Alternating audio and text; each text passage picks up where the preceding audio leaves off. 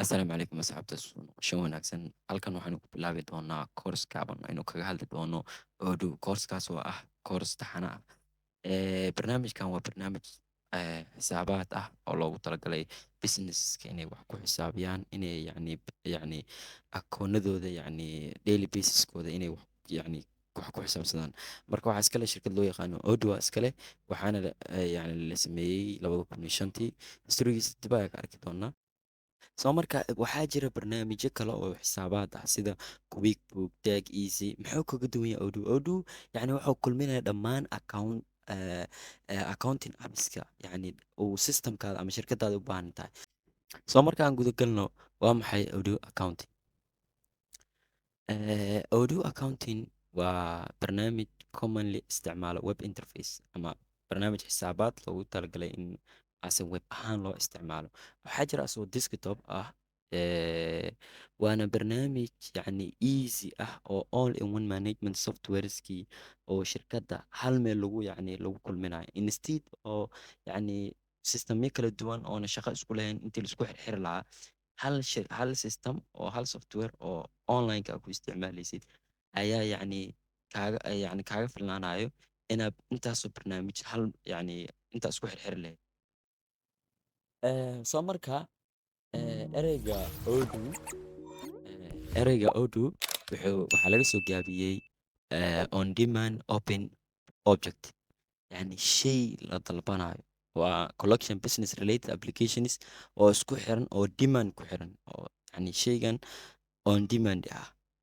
marka wuxuu kulminaa dhammaan CRMskii managementkii warehouse-kii purchase-kii sales-kii open dhammaan applicationadas gadaal ka arki doonaa oo markaa isticmaalayno marka dhammaan applicationada iyo wax ka badan ayaa waxaa lagu kulminaa hal meel so Odoo accountingana wuxuu isticmaalaa qaacidada loo yaqaano double entry booking system booking systemska yacni marka shay uu noqdo online ama accounting hadduu online noqdo waxaa la dhahaa wuxuu isticmaalaa double entry dhacdo walba waa inay saameysaa laba account ugu yaraan ama wax ka badan so formuladana waxaa waaye wixii dhib ku jiro waa inay ku jiraan credit booking systemska waxaa loo yaqaana haddii oo uu yahay online tusa ahayn waxaa yacni system waxaan soo gadanay intaas hal meelay saameynay bis laakiin accounting markuu yahay waxay saameynaysaa oo online uu yahay laba account ay saameynaysaa Odoo marka waa ERP system waxaa lagu heli karaa labadaba cloud iyo desktop waa lagu heli karaa ERP-na waxaa laga soo gaabiyey enterprise resource planning shirkadda resourcegeeda qaabkii loo balan gareyn lahaa qaabkii yacni kheyraadka ama yacni shirkaddan oo dhan sida loo maamuli lahaa ayaa waxaa loo yaqaanaa ERP ama enterprise resource planning soo markaa taariikhdiisaa fiirinayna historygiisa waxaa iskale ninkan Odoo waxaa iskale nin loo yaqaano Fabian Pickers waa nin Belgium u dhashtay waxaa la aasaasay 2005 waxaana loo yaqaanay Tiny ERP then waxaa loo baxshay Open ERP 2013 waxaa loo baxshay Odoo ilaa iyo haddana waxaa la yidhaahdaa Odoo waana barnaamij laga isticmaalo dhammaan adduunka oo dhan worldwide-ka laga isticmaalaa soo yaa isticmaala Odoo Odoo waxaa isticmaalo shirkado badan ayaa isticmaala shirkadda ugu caansan waa shirkadda loo yaqaano Toyota waxaa kaloo isticmaalo money small businesska hadda jiro medium companies isticmaalaan large enterprise isticmaalaan industriyada baabuurta iyo waxyaabaha soo saara isticmaalaan si daily basiskooda automatic uga dhigaan waa loo isticmaalaa marka Odoo waxaa loo isticmaalaa because all in one platform waay dhammaan applicationska uu shirkadda u baahnayd hal meel ayay ku kulmsanayeen midda labaad waxay tahay easy automation waay si tartiib leh ayaa loo automate gareyn karaa waxaan oo looga dhigi karaa automatic oo yacni qofka userka horu ayuu ku fahmaya save time waa and cost micnaheeda waxay tahay haddii systemyada isku xirxiran yihiin oo meelo kale ay kala yaalaan in daatada la kulmiyo way adkaan doontaa systemkan hal meel isla yaalaa wayna fududahay markaas mid saddexaadna waa flexible waaye waa scalable waaye waa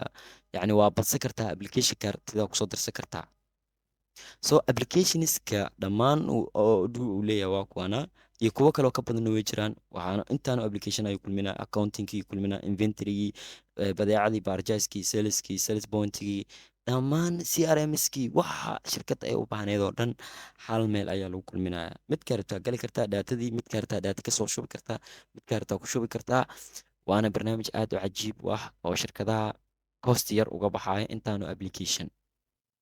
So marka slidekan ugu dambeyn waxaa uga hadlaynaa audio editionska. Wuxuu leeyahay audio qayb free ah iyo qayb enterprise ah. Qaybta community waa free, balse waxay ku xiran tahay ma helaysid update iyo support. Haddii version 19 lasoo degtid, version 20 hadduu soo baxo ma heli doontid update. Halka enterprise-ka uu yahay mar walba support iyo featureska cusub ee soo baxa oo audio lagu soo daro aad heli doontid. Haddii aad yacni shirkad aad tahay oo yacni aad bixisid monthly haddaa u bixisid. Marka koorsadan waa koorso runtii aad cajiib u ah oo qofkii bartaa uu yacni kaga faa'iideysan karo. So waxaa halkan kusoo gudbin doonaa insha Allah casharo taxane ah. Fadlan la wadaag asxaabtaada, channelka noo subscribe garee, muuqaalka noo like garee, waa ku mahadsantahay daawashada.